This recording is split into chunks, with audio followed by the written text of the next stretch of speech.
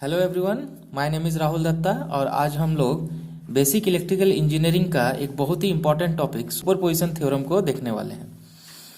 आपके university exam में इस थ्योरम से क्वेश्चन आने का प्रोबेबिलिटी बहुत ज़्यादा है, इसीलिए इस थ्योरम को हम लोग बहुत ही अच्छे तरीके से देखेंगे। तो देखिए, सुपरपोजिशन थ्योरम का स्टेटमेंट क्या कहता है। In a linear bilateral DC network containing more than one energy sources. इसका मतलब यह है, अगर आपके पास एक ऐसा नेटवर्क है जो कि लीनियर और बायलैटरल है और अगर इस नेटवर्क में एक से ज़्यादा एनर्जी सोर्स हो। एनर्जी सोर्स का मतलब क्या है?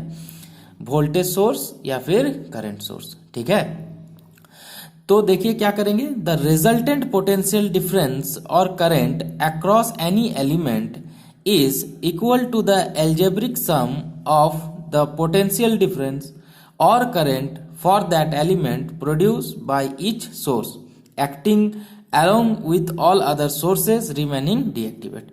देखिए, इस पूरे स्टेटमेंट से ये सुपरपोजिशन थ्योरम ये बताना चाह रहा है कि अगर मान लीजिए आपके पास कोई एक नेटवर्क है जो कि लीनियर और बायलैटरल है। लीनियर और बायलैटरल का मतलब मैंने प्रीवियस लेक्चर में आप लोग को बहुत ही अच्छे से बताया है।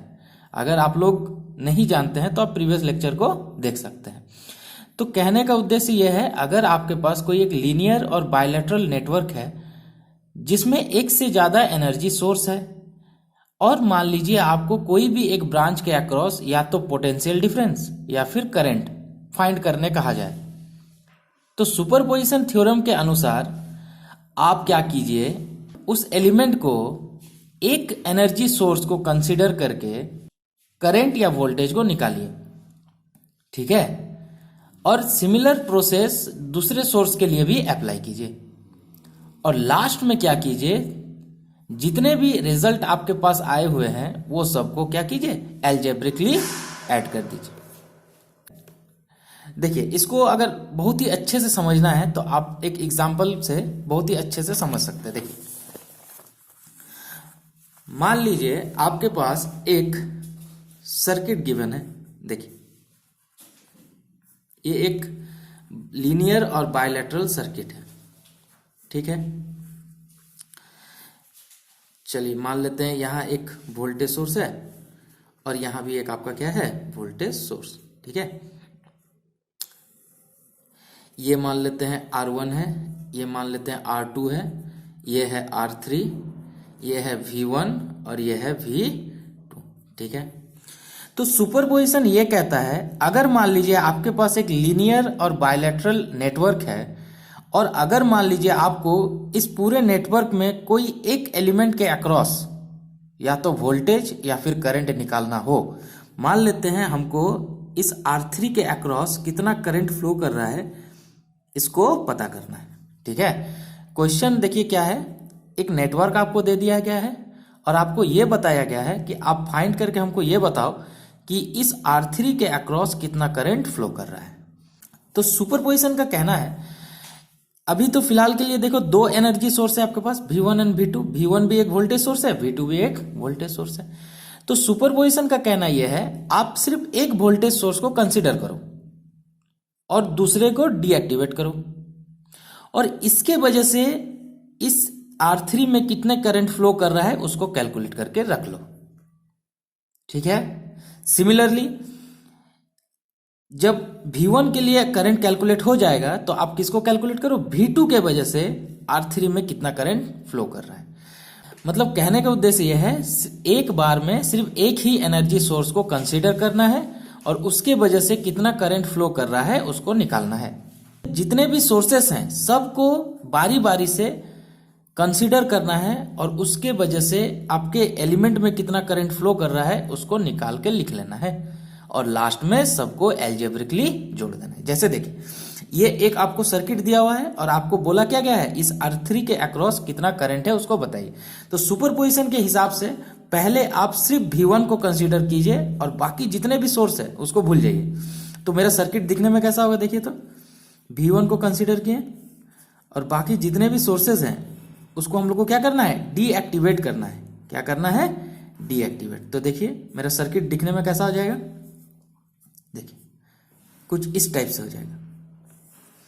अब आपका कहना यह है सर ये V2 को आपने शॉर्ट क्यों कर दिया? शॉर्ट सर्किट का मतलब होता है दोनों टर्मिनल को एक वायर से जोड़ देना, दोनों टर्मिनल को एक वायर से जोड़ देना। देखिए वही किया हम। तो आप प्रीवियस लेक्चर अगर देखेंगे तो उसमें मैंने बहुत ही अच्छे से आपको बताया है कि वोल्टेज सोर्स को डीएक्टिवेट करने के लिए उसको शॉर्ट सर्किट किया जाता है। ठीक, तो आपका सर्किट दिखने में कैसा हो जाएगा? देखिए ऐसा, ये तो V1 है, ये R1 है, ये R2 और ये R3। ठीक है, ये A है और ये B। तो सुपरपोजिशन का कहना यह है आप सिर्फ V1 के वजह से इस R3 में कितना करंट फ्लो कर रहा है उसको कैलकुलेट कर लो। तो मान लेते हैं V1 के वजह से इस R3 में I1 करंट फ्लो कर रहा है। कितना करंट फ्लो कर रहा है? I1। इस I1 को हमको कुछ भी करके इस नेटवर्क से कैलकुलेट करना है। ठीक है, बहुत बढ़िया। जैसे ही आप I1 कैलकुलेट कर लीजिएगा, सेकेंड स्टेप ये कहता है कि आप एक काम करो, इस बार आपने V1 को कंसीडर किया था, अब आप सिर्फ V2 को कंसीडर करो। तो अगर आप सिर्फ V2 को कंसीडर करोगे तो आपका सर्किट दिखने में कैसा होगा? देखिए ये तो सर्किट, ये तो रेजिस्टेंस है, इसमें कोई छेड़छाड़ नहीं होगा। ठीक है, अब सिर्फ हमको किसको कंसीडर करना है? V2 को। तो V2 को कंसीडर कीजिए, V2 को रख दीजिए सर्किट में एज इट इज। ठीक है, और V1 को इस बार हम क्या करेंगे? V1 को कर देंगे शॉर्ट सर्किट। V1 को क्या कर देंगे? Short circuit. और शॉर्ट सर्किट क्यों किए ये आपको पता है। ये था R1, ये है R2 और ये है R3। ये है सेक्शन A और ये है सेक्शन B। होपफुली आपको ये बात समझ में आया होगा। चलिए, अब सुपरपोजिशन का कहना यह है कि आप V2 के वजह से इस R3 में कितना करंट फ्लो कर रहा है उसको कैलकुलेट करो। तो मान लेते हैं इस V2 के वजह से R3 में I2 amount of current flow कर रहा है। कितना अमाउंट ऑफ करंट फ्लो कर रहा है? I2 amount of current flow कर रहा है। ठीक है, बस इस पूरे सर्किट में दो ही एनर्जी सोर्स था, तो मैंने दो बार सर्किट को ड्रॉ किया, एक बार V1 के रेस्पेक्ट में, एक बार V2 के रेस्पेक्ट में। बस यही है आपका सुपरपोजिशन थ्योरम का सर्किट डायग्राम। अब तो रिक्वायर्ड आंसर आपका क्या आया? V1 के वजह से जितना करंट आया था जो कि I1 है, और V2 के वजह से जितना करंट आया है जो कि I2 है, उन दोनों को एल्जेब्रिकली ऐड करना है। बस यही है आपका क्या? Superposition theorem. होपफुली आपको ये बात बहुत ही अच्छे से समझ में आया होगा। ठीक है, तो देखिए इसका स्टेप हमने लिख दिया है। स्टेप देखिए इसका क्या है, फॉलो कर, ये स्टेप अगर आप फॉलो करते हैं तो सुपरपोजिशन थ्योरम बहुत ही इजीली सॉल्व हो जाएगा। तो देखिए स्टेप 1 कहता है select one source in the circuit and replace all other voltage sources by short circuit and current sources by open circuit. बस देखिए अभी मैंने कहा ना, पूरे सर्किट में सिर्फ एक सोर्स को कंसीडर करना है और बाकी जितने भी सोर्सेज है उसको क्या करना है? डीएक्टिवेट करना है। अब आपको पता है डीएक्टिवेट करना मतलब, अगर वोल्टेज सोर्स है उसको अगर डीएक्टिवेट करना है तो उसको शॉर्ट सर्किट करता है, और अगर आपके पास करंट सोर्स है उसको अगर डीएक्टिवेट करना है तो उसको क्या करते हैं? ओपन सर्किट करते हैं। समझ में आया? बहुत बढ़िया। अब देखिए नेक्स्ट स्टेप क्या कहता है? स्टेप 2, डिटरमाइन द वोल्टेज और current through the desired element due to the source selected in step 1। यह है सिंपल क्या? स्टेप 2। स्टेप 3 का क्या कहना है? Repeat the above 2 step for each of the remaining sources. जैसे ही आप एक सोर्स के लिए निकाल लीजिएगा, वही सेम प्रोसीजर बाकी जितने भी सोर्सेस उसमें बचे हुए हैं उसके लिए भी अप्लाई करना है। ठीक है, और लास्ट एंड फाइनल स्टेप क्या है?